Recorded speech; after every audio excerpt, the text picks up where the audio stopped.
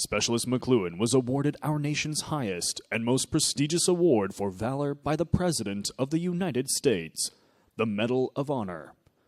This morning, he will formally be inducted into the Pentagon's most sacred place, the Hall of Heroes. Our hosts for today's ceremony are the Secretary of Defense, the Honorable James Mattis, the Acting Secretary of the Army, the Honorable Robert M. Speer, the Chief of Staff of the Army, General Mark A. Milley, and the Sergeant Major of the Army, Daniel A. Daly. Ladies and gentlemen, please stand for the arrival of the official party and remain standing for the singing of our national anthem by Master Sergeant Clifton Auger and the invocation delivered by Chaplain Paul Hurley.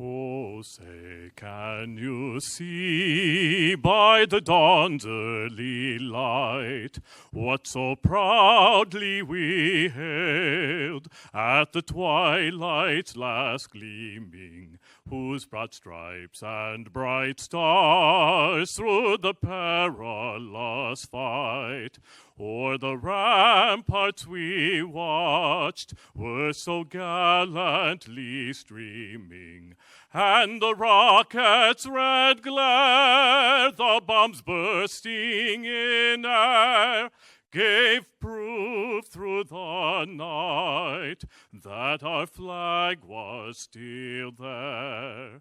Oh, say, does that star-spangled banner yet wave o'er the land of the free and the home of the brave?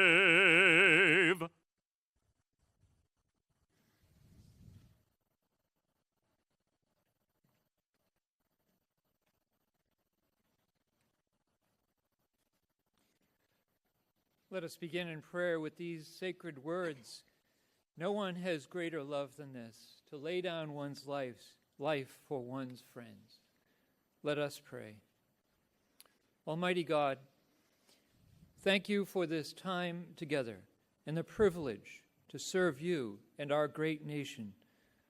Our spirits are strengthened by your presence and your gift to us in the life of Specialist 5 James McCloughan and his family. His acts of courage and love nearly half a century ago forever witness to your love for all. Impart to us today, O Lord, as an Army family, even greater faith, greater courage, and greater devotion to all called to serve, and all who trace the actions of Specialist 5 McCloughan and his family. Bless us all now and always with your everlasting peace. Amen. Please be seated. Ladies and gentlemen, General Milley.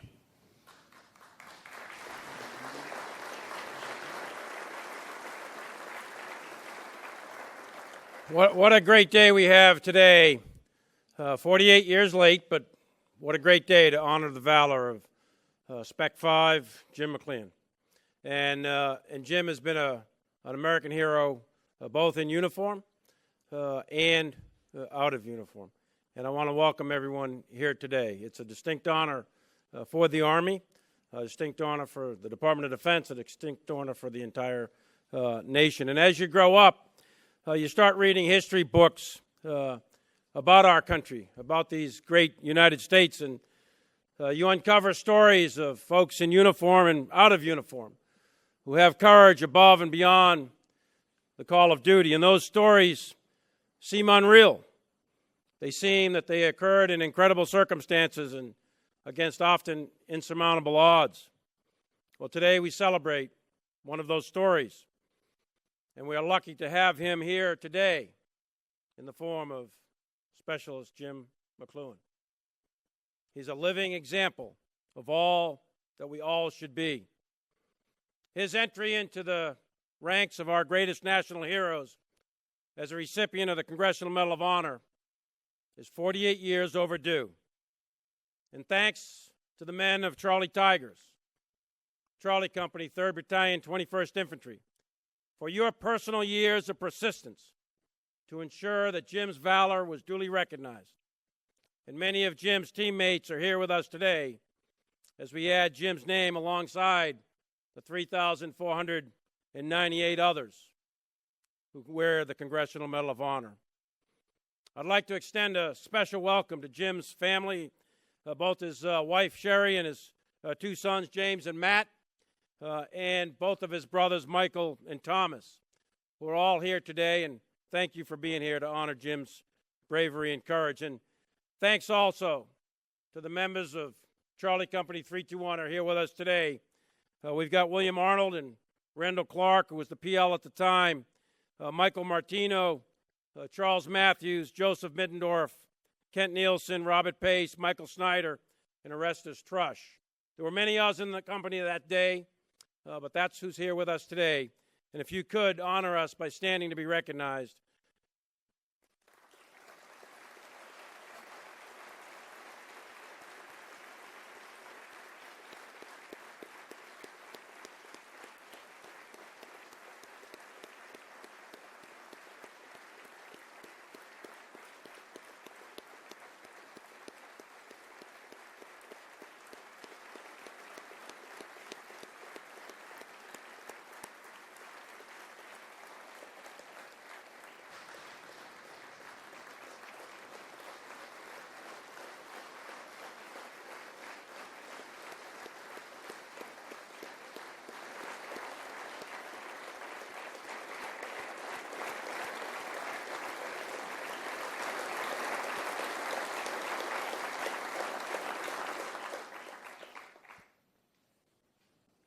Without them, Jim wouldn't be receiving this medal. So thanks for all you've done. And welcome to all the distinguished visitors. There's really too many to recognize, but I do want to recognize Senator Peters from Michigan, of course, Secretary of Defense, General Mattis, the Acting Secretary of the Army Spc, and most significantly, we've got 6 other Congressional Medal of Honor winners here today, and I'd just like to give them also a round of applause for your heroism and courage.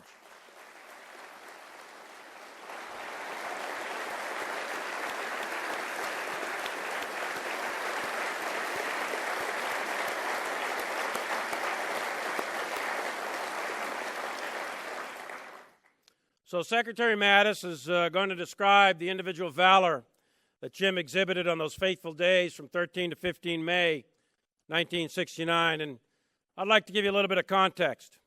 So let's step back in time a bit to 1968 when Jim was drafted with 4 other young men from Van Buren County, Michigan, and assigned to be trained as a combat medic with basic training at Fort Knox and AIT at San Antonio. And Jim was roughly one of 25,000 young men being called into service each month that year as the United States reached its peak troop levels in Vietnam, with over 536,000 soldiers, Marines, and sailors and airmen deployed across 67,000 square miles in 4 core tactical zones, with terrain ranging from the swamps and rice paddies of the Mekong Delta to the hills and jungles of the Central Highlands. American allies such as Australia and South Korea, New Zealand, and the Philippines, along with Thailand, had thousands of forces fighting alongside South Vietnamese ARVN forces and American troops. Lyndon Johnson was our president when Jim was drafted. And then at the turn of the new year, in January 1969, the North Vietnamese launched their second Tet Offensive, known as Tet 69, just as Richard Nixon was being sworn in and inaugurated as our president. The American people had been shocked in the previous year at that Tet Offensive, Tet 68. The war was widely seen by 1969 as deadlocked and highly controversial, at home with protests and riots on America's streets. Nixon promised to find an honorable end to the war and turned the war over to the Vietnamese in a strategy called Vietnamization. At 5'5" and 130 pounds, Jim McCloughan left the United States and arrived in Vietnam on 7 March 1969, assigned to HAC 321 Infantry, and attached as a combat medic to Charlie Company. When Jim left the United States, a gallon of gas was only 35 cents. Aquarius was the #1 song by the Fifth Dimension. Our national debt, imagine this, our national debt was $365 billion, half of the DoD budget today. Butch Cassidy and the Sundance Kid was the #1 movie, and Abbey Road was the best-selling album. The Kansas City Chiefs, whoever they may be, won the Super Bowl. And unfortunately, President Eisenhower died the same month Jim set foot in a totally different world of Vietnam, thousands of miles away from family, friends, and home. 321 Infantry is part of the newly formed 196th Light Infantry Brigade, operating in the 1st Corps Tactical Zone out of Chu Lai in the northern portion of South Vietnam as part of the newly formed Americal Division. The 196th had participated in several operations, famous ones like Attleboro and smaller ones like Frederick Hill, which began in March of 1969, only 2 weeks after Jim's arrival, with the purpose of searching and destroying enemy positions in their area of responsibility. Less than 60 days later, there were reports of enemy concentrations in the vicinity of Nguyen Long Hill, near the South Vietnamese village of Tam Nay. 321, with 5 of its line companies, got the mission to seize the hill, and Charlie Tigers was tasked to conduct a combat air assault to establish blocking positions while other units were to flush the enemy. Unfortunately, reconnaissance and observation was not done, and the men of Charlie Company had little idea what they were up against in this classic hammer and anvil operation, a search and destroy operation, which was typical of ground operations by the United States in Vietnam.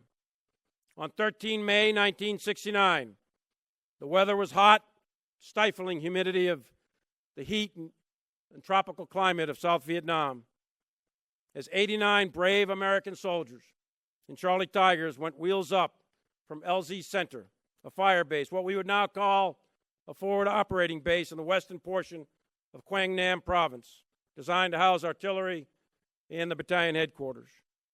Jim was among the 89, getting onto the UH-1 Slicks with a 130-pound rucksack full of medical kit to ensure he could care for his troops. A short while later, they landed on a hot LZ in close proximity of somewhere between 2,000 and 2,500 enemy, consisting of elements of at least 2 companies of the North Vietnamese regulars of the 2nd NVA Division, augmented with somewhere between 1 and 2 regiments of Viet Cong. For 2 days, outnumbered 28-1, these young men of Charlie Tigers were in a fight for their lives, defending against unrelenting assaults from the enemy. By the end of it, Nguyen Long Hill was cleared and taken, but at heavy cost to the men of Charlie Company, with 12 killed, 30 wounded, and 1 missing in action. Only 46 came away from the battle unscathed, and Jim was wounded 3 times. 50% of Charlie Company were casualties in just 48 hours, which speaks to the intensity of the fighting. Those are statistics that match some of the most brutal fighting at places like Shiloh, the Meuse-Argonne, Bastogne, and even Iwo Jima. Although we honor the incredible heroism of Jim McCloughan today, every one of those men was a hero in his own right.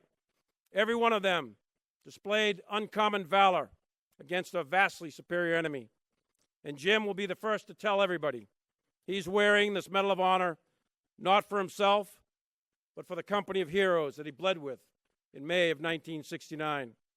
Today, we honor Jim McCloughan, a man of conviction and of courage, a man who went above and beyond the call of duty. And by honoring him, we honor those heroes who fought, bled, and died with him in a battle to defend their country and its ideals. Every one of you in Charlie Company, every soldier there, is an inspiration to all of us that are alive today. And Jim, you represent all of them. Today, you are our hero, but you are all our heroes. Thanks for your heroism. Thanks for your humanity. Thanks for who you are. You represent all that is good in the American soldier and our way of life. Army strong.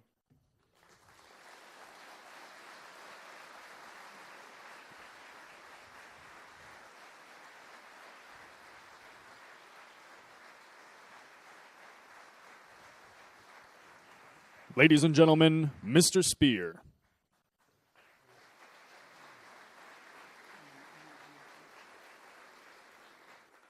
Thank you, General Milley. Good morning. I'm thrilled to be here this morning. I have the privilege to pay tribute to the courage, commitment, and fidelity of James McCloughan. First, let me welcome all the distinguished guests here today and to offer this long overdue recognition. Most important, welcome to Jim McCloughan and his families, his traditional family, those with whom he shares a kinship. In his other family, the brothers in arms, in whom he experienced unimaginable. To the men of Charlie Company and 3rd Battalion, 21st Infantry Regiment, the 196th Light Infantry Brigade of the Maricao Division, and to the other Medal of Honor recipients here today, it is an absolute honor to be in your company. Today, as we add Specialist McCloughan to the Hall of Heroes, of course, many know him simply as Doc, a moniker he's proud of. In fact, as I understand it, when he reconnected with his warrior brothers, it hadn't seen in nearly over 4 decades. They had no idea who Jim was until he told them he was Doc McCloughan. General Douglas MacArthur credited athletics with preparing men for the challenges of battle, writing, "Upon the fields of friendly strife are sown the seeds that upon other fields, on other days, will bear the fruits of victory." Jim is a prime example. A standout athlete, Jim attended Olivet College, where he excelled at wrestling, football, and baseball. Athletics was his passion, and he wanted nothing more than to return to South Haven, to Michigan, to coach and teach. However, the nation called him, and being a patriot like his uncle in the Korean War, his father in World War II, and his grandfather in World War I, Jim McCloughan served in his country in its time of need. What does it mean to distinguish oneself conspicuously by gallantry and intrepidity, at the risk of one's life, above and beyond the call of duty?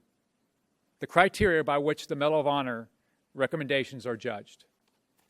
The criterion has been defined not being a simple discharge of duty, but to acts beyond the duty. If refused, the person should not be subject to criticism. Consider for the moment, above and beyond the call of duty. The duty is an action so bold and so dangerous that not acting would be reasonable. It has been said, the bravest are surely those who have the clearest vision of what is before them, glory and danger alike, and yet notwithstanding, go out to meet it. Doc McCloughan, and certainly knew the danger that lay before him and his men, his brothers.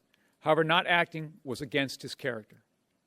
As an athlete with 11 high school and 7 collegiate varsity letters, he had been in several pressure situations before, circumstances requiring a leader to rise above the occasion, to make the great play, and to demonstrate determination and persevere despite the odds. In the face of death and the fury of persistent enemy fire, Doc rose to the occasion.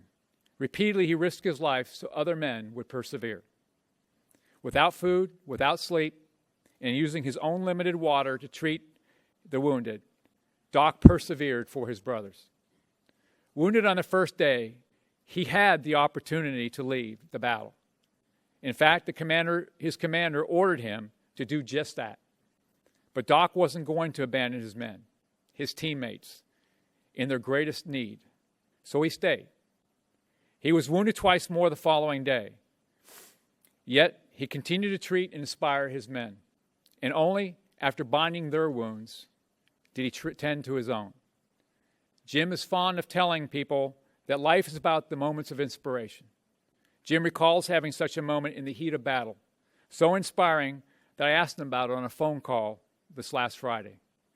And yesterday, President Trump related the moment during the White House Medal of Honor ceremony, confirming the power of the emotional story. While tending to a wounded brother, Jim had a realization that he hadn't told his father that he loved him since he was a little boy. And after all the sons didn't tell fathers that back in the 1950s and 60s. At that moment, Jim McCloughan made a pact with God. He said, God, if you get me out of this hellhole, I promise I will be the absolute best father, best coach, and best teacher I possibly can be. And I will hug my father and tell him that I love him. Well, it appears that they each upheld the end of the agreement. Jim is here with us today. He has been inducted in 6 athletic coaching Hall of Fames. He and his wife, Cherie, have raised incredibly accomplished children. Jim has coached 133 teams over 38 years, as well as officiating wrestling for over 20 years, including numerous state finals. Jim taught psychology and sociology for over 40 years. I did have one final question, though, so during our call I asked, did you finally tell your father you loved him? Jim's response? Oh, yes. As soon as I saw him at the airport in Chicago, I gave him a huge hug and told him I loved him. Jim's story was particularly touching for me as I thought of my own dad. As a teenager, I lived in Schilling Manor, Salina, Kansas, nicknamed Waiting Wife's Home. There was only there about 7,000 military families over the time period. Even as kids, we were keenly aware of the notification wagon, the chaplain's car that would periodically slowly drive down the street, tightening the chest of onlookers, praying that it would continue past their home, who felt relieved when it did pass, then ashamed that relief in the moment was another family's future would soon be destroyed. Identical scenes played out across the military bases across our country. But for the families of those drafted, many of whom preferred to remain in communities, notifications were sudden and unfamiliar, leaving families devastated without support. Jim McCloughan prevented this from being the story for countless families. Families who today don't visit their sons or their brother, their father, or their husband as a name carved in a black granite wall just 3.5 miles from here. Jim is the 261st recipient of the Medal of Honor for actions in Vietnam, 18 of which U.S. Army medical personnel. 8 of those earned the medal posthumously, including Private First Class Daniel Shea. Amazingly, the other company medic at the Battle of Tom Key. Jim McCloughan will wear his Medal of Honor for those individual exploits, whose courageous acts and whose valor in the face of overwhelming odds lost, consumed by the noise, chaos, and confusion of battle.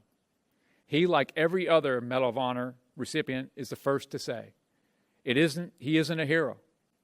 Rather, the heroes are the ones that didn't make it home. I think he'd get plenty of argument from some of those he has impacted. Because of Doc's action, productive lives were led. Weddings were attended. Children and grandchildren were born. And untold achievements were accomplished. First-hand accounts credit Doc with personally rescuing at least 10 Americans at Tom Key and saving the lives of many others with his medical skill that he had with other engagements. Several of those men join us here today. Wearing the Medal of Honor is certainly an enormous honor, but with it comes distinct burden of having the constant reminder of reliving the worst experience of a recipient's life. Memories being hopelessly terrified, the sights and sounds of battlefield carnage, the screams of men, the painful wounds, and the permanence of death. Those who wear the medal are asked to recount these events over and over. Yet, they do so willingly, for it is how they best able to honor their fallen brothers and sisters. Throughout the process verifying the individual accounts of the battle, as well as the earlier interviews Jim has done. He has been a model of humility, constantly mindful of the sacrifice made by others and the legacy of their heroism. He has always been unpretentious about the actions to avoid diminishing others. To this day, he remains adamant he was simply doing his job for his team. The Medal of Honor is the highest award for valor in combat, and Jim wears it proudly. But he'll tell you that despite all the medals presented, to him, it means that his actions over 3 days, over 48 years ago, were recognized by his teammates. Their witness accounts and steadfast determination to see heroic actions properly recognized are his greatest honor. During the hours of interview that Jim has provided, he remained absolutely stoic, even as he recounted the battle, tremendous details. In fact, he only gets emotional when he speaks of the day that he left his battle buddies. Jim McCloughan is a proud soldier for life, an ambassador of the United States Army and our sister services. Among the messages he delivers is one of resiliency and preparedness. Jim's parents instilled him a sense of compassion and raised him to consider others. Athletics provided Jim his sense of teamwork and commitment. Athletics provided Jim his sense of teamwork and commitment. His spirituality provided him reassurance. The combination of these makes it clear why Jim would not let others down in their time of need, where he summoned his physical, mental, and emotional endurance to persevere under the most extreme circumstances. If you prepare for the unknown and the unknowable, when the unthinkable happens, you'll be ready. As Jim says, everyone has their Vietnam. It isn't only in war. Life also presents challenges, and being resilient and allows us to overcome these. Jim returned to athletics and education after the Army, and he instilled the principles into young people he coached, taught, and mentored. Now Jim has another platform from which to continue to spread a message of resiliency and readiness, and I'm certain he'll continue to inspire others. Jim, Doc, it is a distinct honor to participate in your induction in the Hall of Heroes. Thank you for your lifetime of service to our nation. You are an inspiration to us all.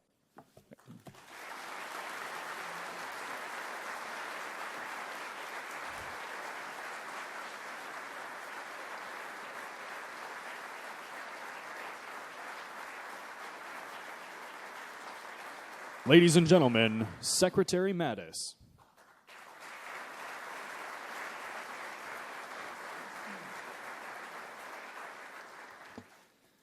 Well, good morning, ladies and gentlemen. G.K. Chesterton once said, "Courage is almost a contradiction in terms.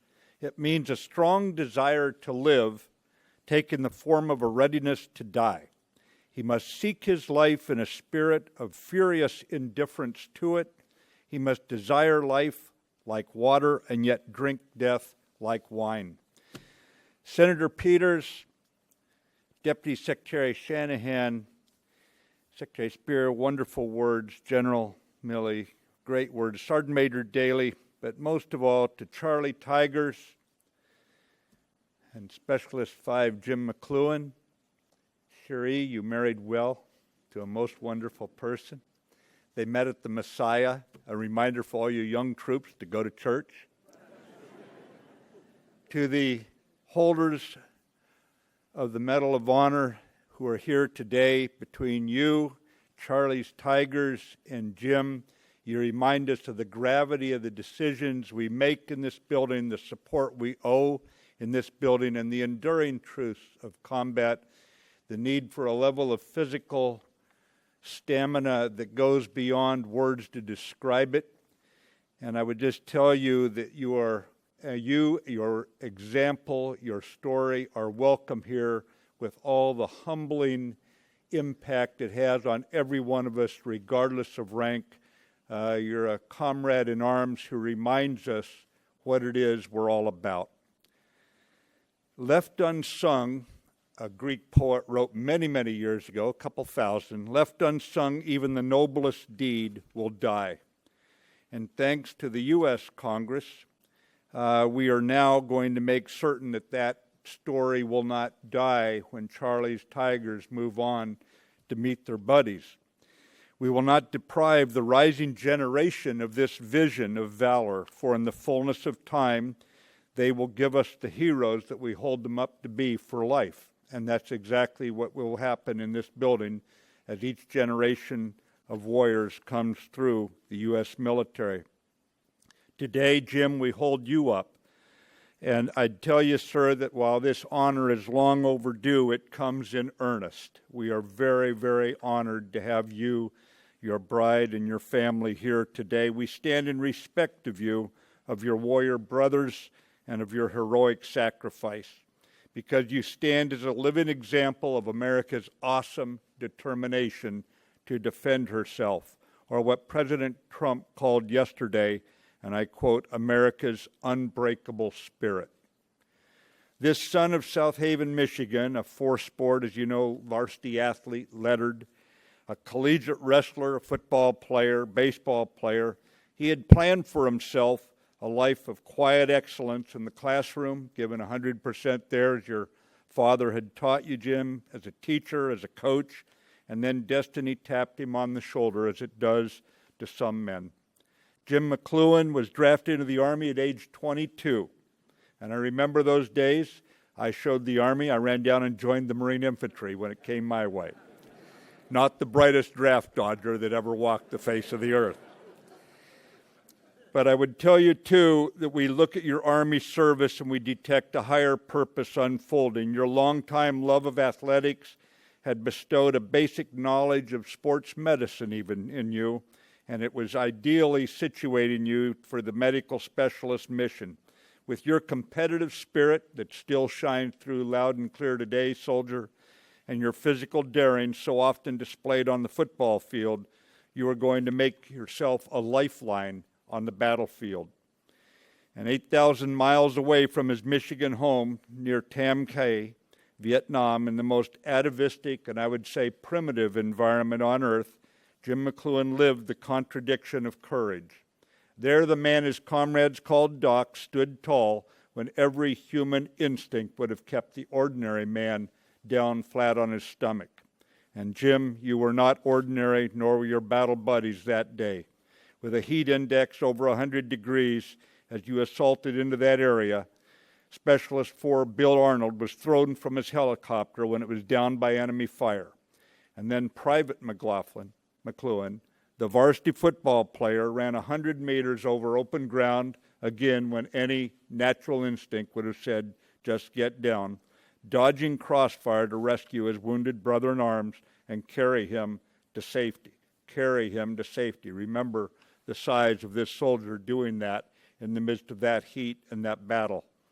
Bill later wrote, quote, I had seen him do some unbelievable stuff to save other soldiers before, but now he was risking his life for me. Only Doc McCloughan would run toward the enemy while everyone else was running away. Hour after hour, Jim would rise again and again over those days. When his platoon was ambushed and wounded, soldiers lay exposed to enemy fire as airstrikes rained metal down on the enemy and all around them. The wrestler from South Haven ignored a direct order to remain under cover and went repeatedly into the kill zone to save his comrades. And think of that word, repeatedly.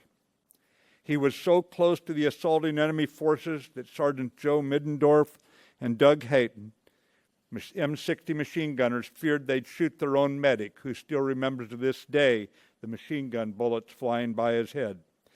They said, I saw his clothing move as shrapnel hit him, and Doc never flinched. Though wounded, Private Jim McCloughan refused to evacuate. In a firefight, it's the combat medic's job to cheat death, and Jim knew it. When ordered to get on the chopper, he replied simply, you're going to need me. In fierce fighting the following day, Jim was wounded by shrapnel and small arms fire while treating soldiers in an open rice paddy. Night fell and supplies ran low. It was Private McCloughan who volunteered to hold a blinking strobe light in the dark, a beacon of hope to mark the place for the resupply drop. It was also a beacon for enemy fire. His lieutenant, Randall Clark, accurately assessed the situation. McCloughan was a sitting duck. The fire was so thick, the resupply bird could not make the drop. It left riddled by more than 20 bullet holes. When we think, Jim, of you lying there with the rocket-propelled grenades flashing overhead, the scriptures come to mind. Psalm 91. You will not fear the terror of the night, nor the arrow that flies by day. Though many fell around him, no harm could overtake Jim McCloughan. As darkness dragged towards dawn, he continued to fight. He kept his boys alive for the evacuation at sunrise. Kent Nielsen, now a professor at the University of Texas at Dallas, was one of them. And he said, without his aid, I believe I would have bled to death. In 48 hours of close combat, Jim sustained multiple wounds from shrapnel and small arms fire. He voluntarily risked his life 9 separate times to rescue the wounded. Only Providence and soldiers like are here today who would not stop fighting could bring him alive through such hell on earth. We wonder how anyone could have such confidence in Jim's words, quote, to be confident, you have to be fit, physically, psychologically, and your soul has to be fit. If you do the best that you can, nobody can ask for any more. He did his best in Vietnam, and his best back home wasn't too bad either. He saved the lives of 10 members of his company on those days. On the battlefield, he touched 10,000 lives over the next 40 years in the classroom and on the athletic field. He resumed his chosen path, his dream job as teacher and a coach. For his life's work, he has been inducted into 3 Michigan high school coaching halls of fame. Today, James McCloughan takes his place in this hall, where his name joins another hero of Nguyen Hill, Private First Class Daniel Shea. In every significant way, we have their warrior brothers to thank for this reunion. They petitioned that Jim's Bronze Star with Valor be upgraded to the Medal of Honor. It puts Jim's name where it belongs. But he does not see the honors his alone. He says, quote, it's really not a Jim McCloughan medal, it's a Charlie Company medal. We'll remember that message. To the boys of Charlie Company, thank you. Jim held the beacon that night in 1969. Today he is the beacon. We in the Department of Defense are humbled and honored to join you in holding him high, a guide to others to keep their souls fit and always do the best they can, always serve each other. Thank you, God bless you, and the boys of Charlie Company. Thank you very much, ladies and gentlemen.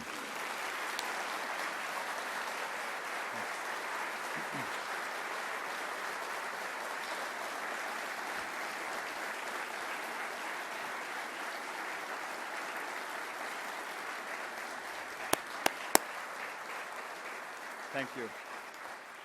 Mr. Spear, General Milley, Sergeant Major of the Army Daily, and Specialist McCloughan will now join Secretary Mattis on stage for the induction ceremony.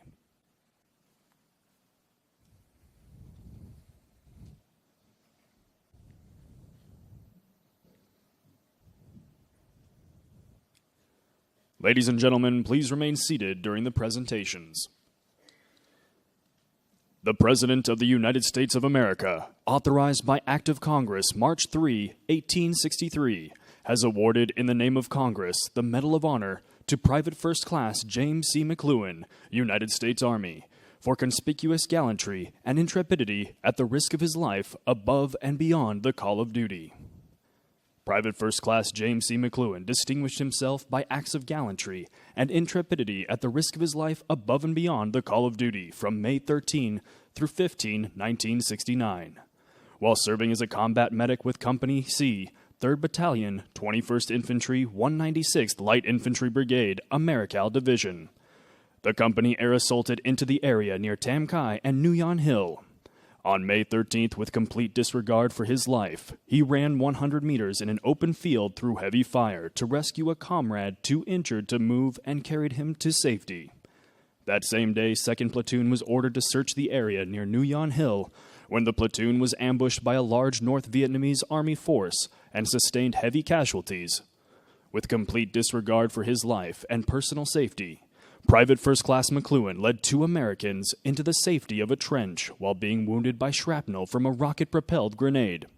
He ignored a direct order to stay back and braved an enemy assault while moving into the kill zone on 4 more occasions to extract wounded comrades. He treated the injured, prepared the evacuation, and though bleeding heavily from shrapnel wounds on his head and body, refused evacuation to safety in order to remain at the battle site with his fellow soldiers who were heavily outnumbered by North Vietnamese Army forces. On May 14th, the platoon was again ordered to move out towards Nguyen Hill. Private First Class McCloughan was wounded a second time by small arms fire and shrapnel from a rocket-propelled grenade, while rendering aid to 2 soldiers in an open rice paddy. In the final phases of the attack, 2 companies from the 2nd North Vietnamese Army Division and an element of 700 soldiers from a Viet Cong regiment descended upon Company C's position on 3 sides. Private First Class McCloughan, again with complete disregard for his life, went into the crossfire numerous times throughout the battle to extract wounded soldiers, while also fighting the enemy. His relentless and courageous actions inspired and motivated his comrades to fight for their survival. When supplies ran low, Private First Class McCloughan volunteered to hold a blinking strobe light in an open area as a marker for a nighttime resupply drop. He remained steadfast while bullets landed all around him and rocket-propelled grenades flew over his prone, exposed body.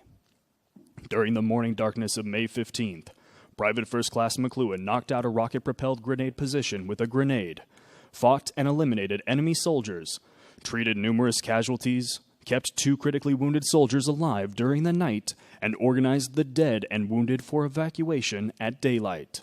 His timely and courageous actions were instrumental in saving the lives of his fellow soldiers.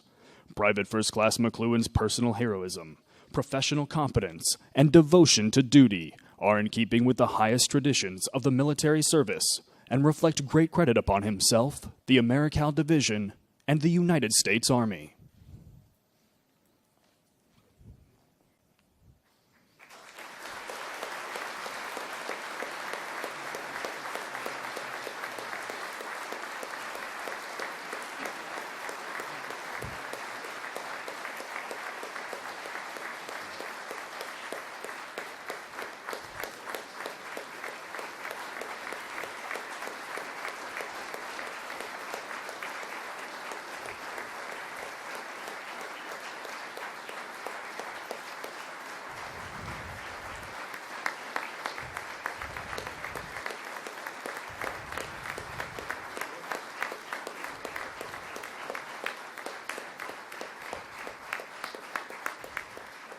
Ladies and gentlemen, the Medal of Honor plaque will now be unveiled, inducting Specialist McCloughan into the Hall of Heroes.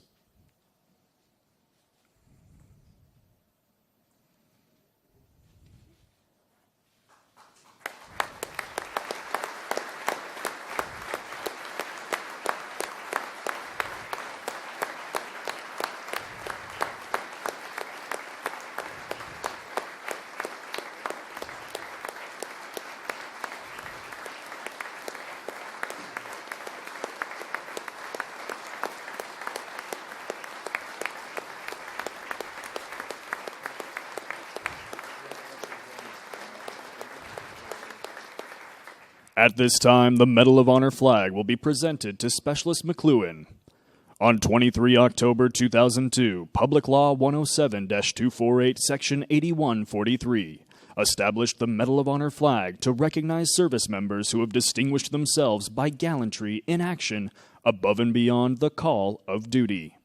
The Medal of Honor flag commemorates the sacrifice and bloodshed for our freedoms and gives emphasis to the Medal of Honor being the highest award for valor by an individual serving in the armed forces of the United States. The light blue color with gold fringe bearing 13 white stars are adapted from the Medal of Honor ribbon.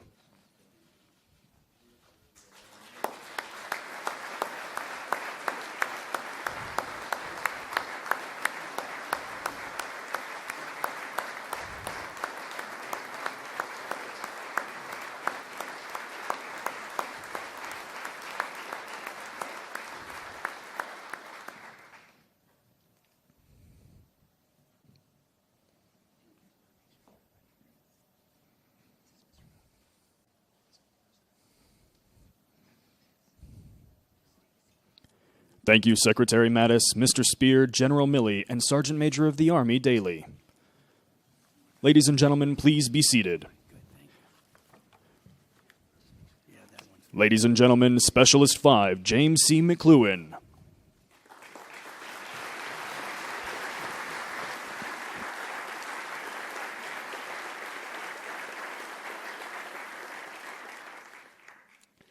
Thanks to all who have spoken before me today.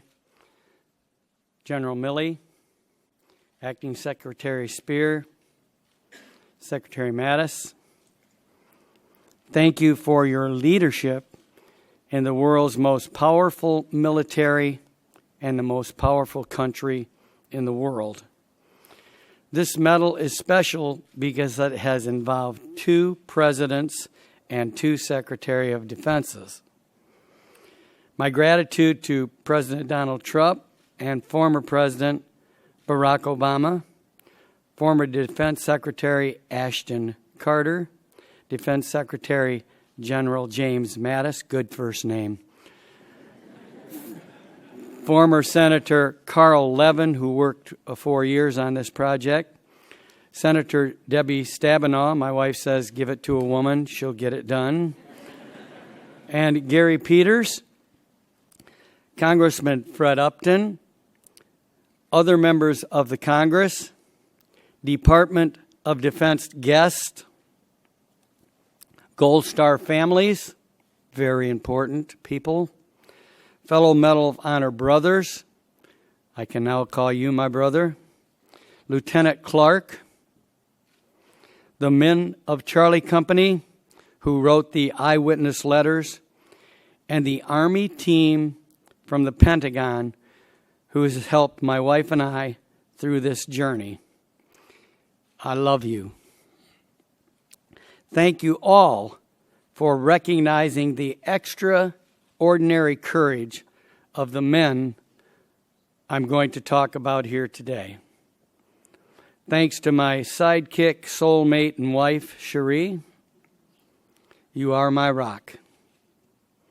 My sons, Jamie and Matt, and their wives. My stepdaughter, Kara.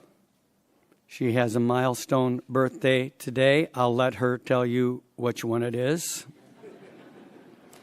My brothers, Mike and Tom, and their families. My grandchildren. My extended family. Fellow colleagues. Athletes and friends. And of course, the men of Charlie Company and your families.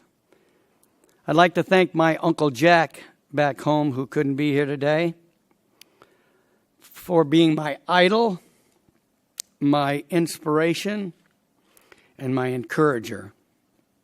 And there's 2 very special spirits here today. My dad's first name was Oliver, but he was known as Scotty. McCloughan, you know, Scotty. You gotta. Scotty and Margaret McCloughan, who are looking down on this ceremony today. Thank you, Lord, for making them my parents and giving them a front row seat. I don't know if some of you will, others won't, but in the 70s there was a song that came out and it was entitled Short People Have No Reason to Live. I think that this blows the hell out of that theory, don't you think so?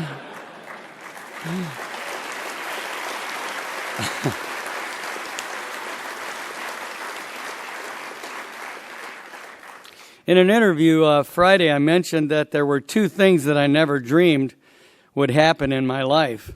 One was that the Medal of Honor would have my name attached to it, and the other was that I never thought I would be interviewed by a national TV network. I've never seen so many of them, and people claiming they were. Well, there's a third thing today that I thought would never happen either. I never thought that I'd be in a room with so many of the special people in my life while addressing the nation. This medal is about love, a love so deep in the soul of the Charlie Tiger brothers and me that it's beyond measurement. I will be the caretaker of this medal for the 89 men combat assaulted by helicopter into Tam Key for the Battle of New Yon Hill on May 13, 1969, whether they came out alive or they didn't. We came from many parts of this great nation. Some were drafted, some volunteered, but all wrote a blank check to the people of the United States of America and South Vietnam. We leaped out of those choppers from 10 feet in the air into a place far different from the hometowns we grew up in. Each of us had a job. I've often said that I had a positive job in a negative situation.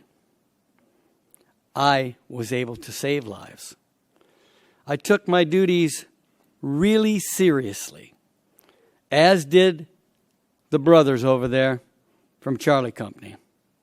As a medic, I followed the lead of my dad, who told me as a small child, "Son, if you're given a job to do, never do it halfway. You do it to the best of your ability and carry it out to the end." He not only told me that, he showed me that. My dad walked the talk, and his guidance is ingrained in me. All of us present that day had pledged an oath of loyalty to the country, to the Army, to the Constitution of the United States of America. But we could never be prepared for what we were about to face the next 48 hours. Our goal soon became getting as many of us out of there alive as we possibly could. Through the many battles we had already faced together, our brotherhood had grown stronger and thicker than blood. The bond we follow today will also follow us to heaven and beyond. My father passed to me another gift, a sense of humor. Along with the many things I carry in my medical pack, I always carried a few jokes or some funny comments that I would use often to lift the morale or keep the wounded soldier from going into shock. I love to see and hear people laugh, and I laugh at my own jokes right along with them. They're funny. I wouldn't tell them if they weren't funny. And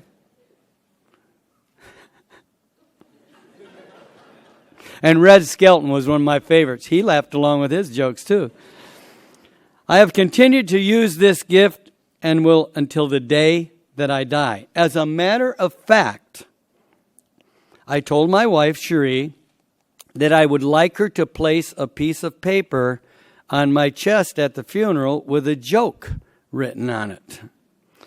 And I have requested that I have a smile on my face instead of that traditional sober look, so that it appears that I am laughing along with those who read the joke.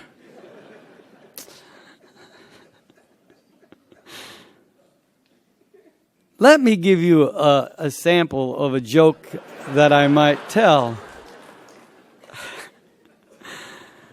It's one about a Dear John letter. Those of you that maybe aren't military might not know, but a Dear John letter is one that is sent from a loved one back home, a girl, a significant other, and she is all of a sudden turning and running in the other direction. Well, Private Smith received one of those letters from his girlfriend Marie, and she told him that she no longer loved him. She even told him that she was going with a guy that he knew, maybe even a best friend, and that she wanted her picture back. So a good buddy of his, like one of the Charlie Tiger guys over here, noticed he was down in the dumps and asked him if he could see that picture of that girlfriend, of which he produced for him, and his buddy walked off with it. He went to all the other Charlie Tiger buddies and asked if he could have a picture of their girlfriend. And they said, sure, they had some extras. Go ahead and take one. And his buddy wrote this letter to Marie. Dear Marie, I'm sorry that you don't love me anymore. And I understand that you would like to have your picture back. But I can't remember which one you are. So would you...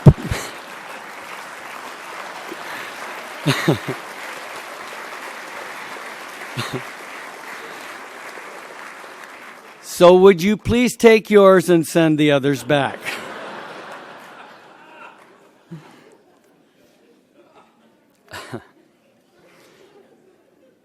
However, those brutal 48 hours were not funny.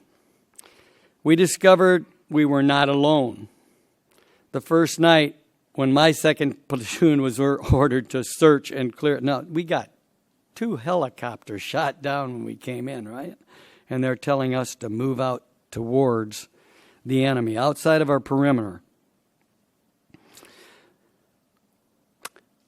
I noticed and I glimpsed up on Nuyan Hill, and in the distance, the enemy looked like lava flowing down off the hill, coming towards our position. We learned later that there were anywhere from 1,500 to 2,000 NVA and 700 VC on that hill. Fortunately, we had each other. And we were dedicated to duty. We also received help from the other branches of the military. Our survival would depend on a team much larger than ours, a team that was equally dedicated. Wounded the first day, I refused to board the medevac the evening of May 13th. As had been mentioned, an RPG exploded and it did its job on me. But I would have rather died on that battlefield than have heard later that one of my men was killed because their medic was not there.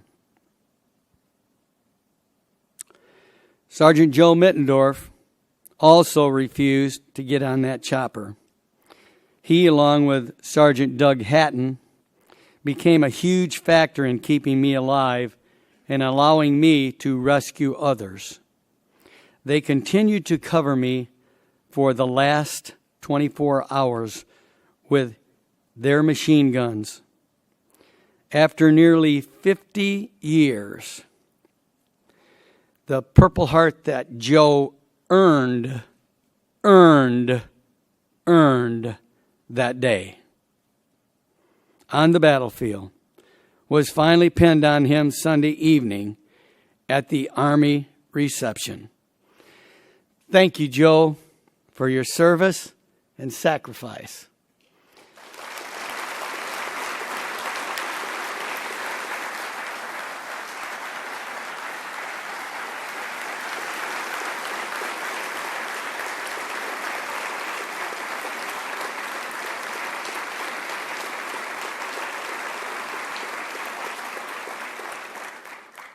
I'm sorry it took so long.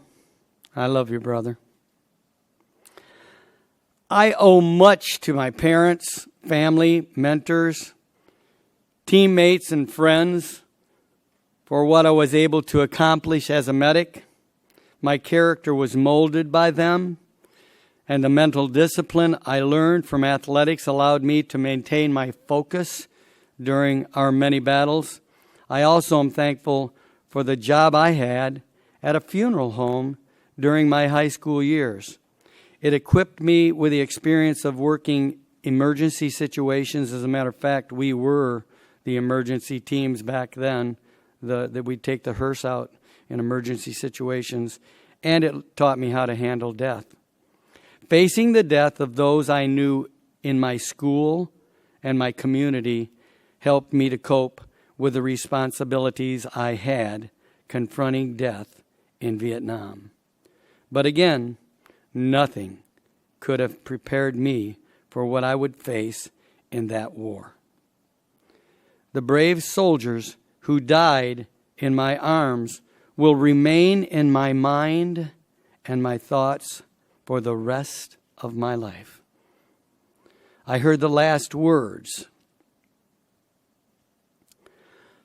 of 18, 19, and 20-year-old boys. Some thought I was their mother. I saw them take their last breath. I wanted to say them all, but I couldn't. I still felt helpless and inadequate when it was impossible to do so. One of the best values I have learned from those I mentioned earlier is that of integrity, doing the right thing even though nobody is watching, has become automatic for me. However, my upbringing and belief is that someone is always watching. God is ever present.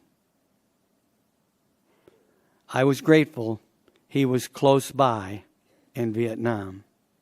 He gave me the faith and the hope I needed to carry on. One of the most important lessons in life I learned during the battle for Nguyen Hill. I was in a trench, contemplating how I was going to get one of my men who had been shot in the stomach through the crossfire and into a relative safety of our makeshift perimeter. All of a sudden, a thought out of nowhere came over me. It had been since I was a small boy that I had told my father that I loved him. I knew he loved me, and I assumed he knew I loved him. But boys and men did not say, "I love you," to one another in those days. So I had a quick but profound conversation with God. I told him that if he would get me out of this hell on earth so I could look my father in the face again and tell him that I loved him, I'd be the best father, the best coach, the best teacher I was capable of being. At that moment, an incredible peace came over me. I knew that whatever happened to me after that was God's will, not mine. When I returned home, I ran to my dad in the Chicago airport, hugged him, and told him that I loved him, and he did the same. It became our gift of greeting and departure for the rest of his life. He passed away September 4th, 1991 at age 68. I have encouraged my children, my athletes, to do the same. My Charlie Tiger brothers and I say it to each other as well. See you later, Joe. I love you. Talk to you tomorrow. Life is not measured by the breaths that we take, but by the moments that take our breath away. The men of Charlie Company did things that would take your breath away. They looked into the face of danger and death, And with backs to the wall, we fought for each other until the enemy was beaten and went away. My long career as a teacher, coach, and wrestling official has allowed me to have many breathtaking experiences with students and athletes performing extraordinary things. And some of those athletes are here today, including my two sons. If you played for me, would you stand at this moment?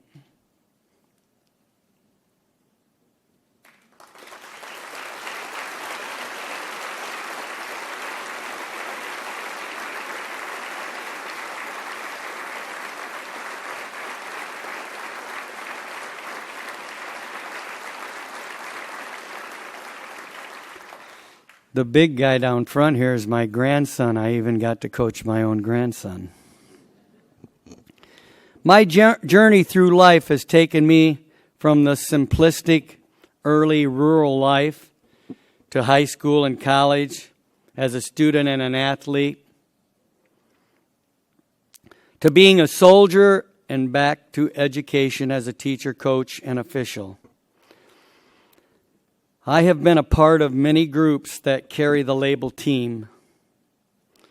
Teams made up of ordinary people who go beyond the call of duty.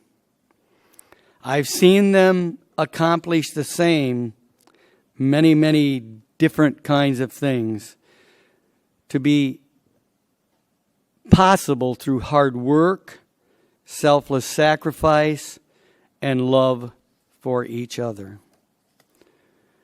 When you hope and believe, when you have faith in God and each other, when you have love for someone or something bigger than yourself, anything can be accomplished.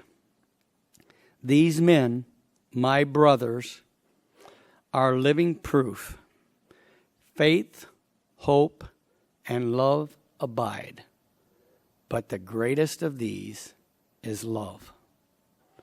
Finally, as a retired teacher, I want to give everyone here and those listening to this message today an assignment.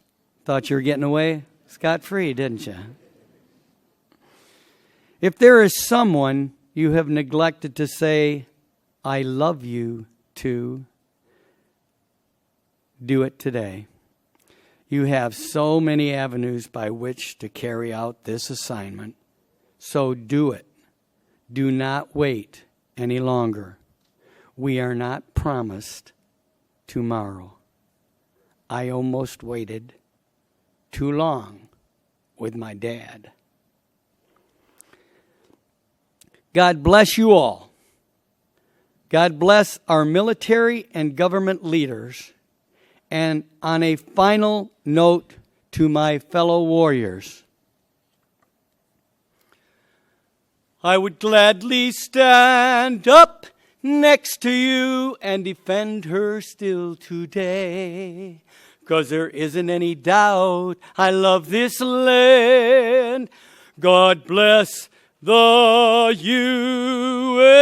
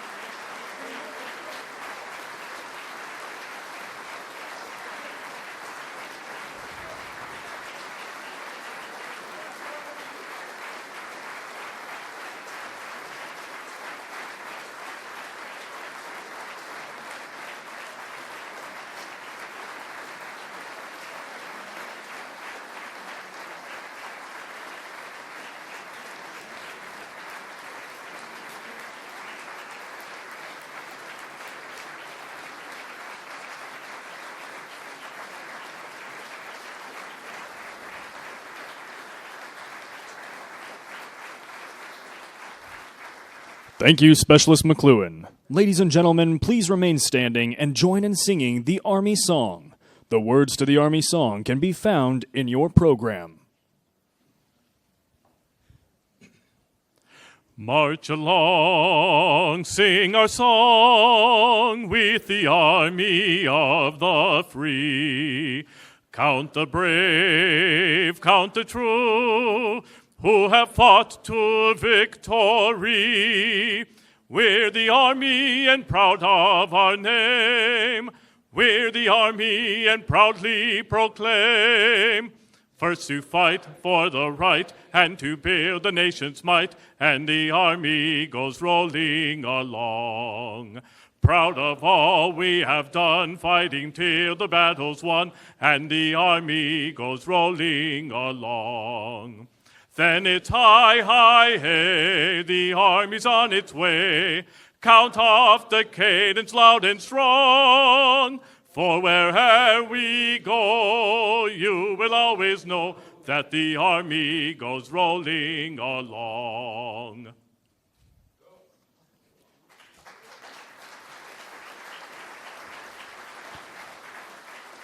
Ladies and gentlemen, please pause for a moment at your seats to allow the official party, Specialist McCloughan, his family, and battle brothers to exit the auditorium.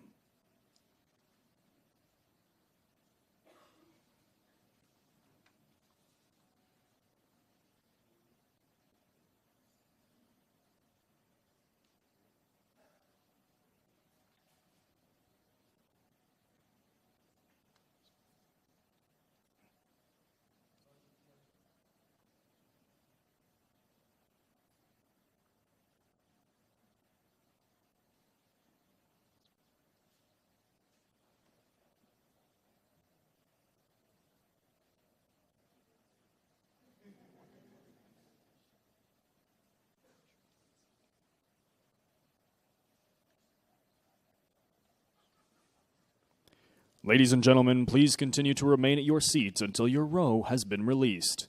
Thank you, and this concludes today's ceremony.